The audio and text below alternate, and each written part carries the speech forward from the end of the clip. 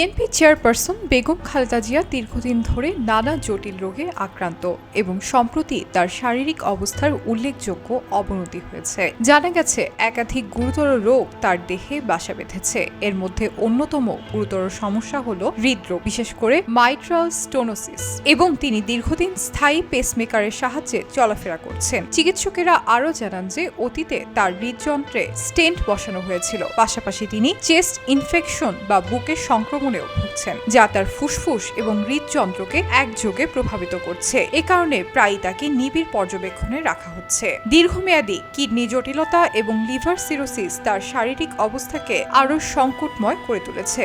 কখনো কখনো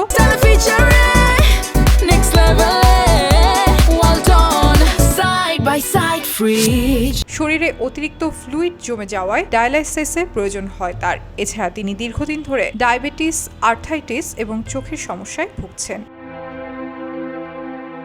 চিকিৎসা বোর্ডের সদস্য প্রফেসর এফ.এম. সিদ্দিকী এবং ডক্টর এ.জেড.এম. জাহিদ হোসেন এবং প্রফেসর শাহাবুদ্দিন তালুকদার সহ দায়িত্বপ্রাপ্ত চিকিৎসকেরা একাধিকবার জানিয়েছেন যে এসব রোগ পরস্পরের সঙ্গে জড়িত এবং একটি জটিলতা অন্যটিকে আরও বিপজ্জনক করে তুলেছে। বিশেষ করে নভেম্বর মাসে তার বুকের সংক্রমণ তীব্র হওয়ায় হৃদযন্ত্র ও ফুসফুস একই সঙ্গে ঝুঁকির মধ্যে পড়ে এবং অবস্থাকে খুবই সংকটাপন্ন বলে ঘোষণা করা হয়েছে। চিকিৎসকদের মতে তার বর্তমান চিকিৎসা পরিস্থিতি স্থিতিশীল না হওয়া পর্যন্ত উন্নত চিকিৎসার জন্য বিদেশে নেওয়া কঠিন হয়ে পড়েছে।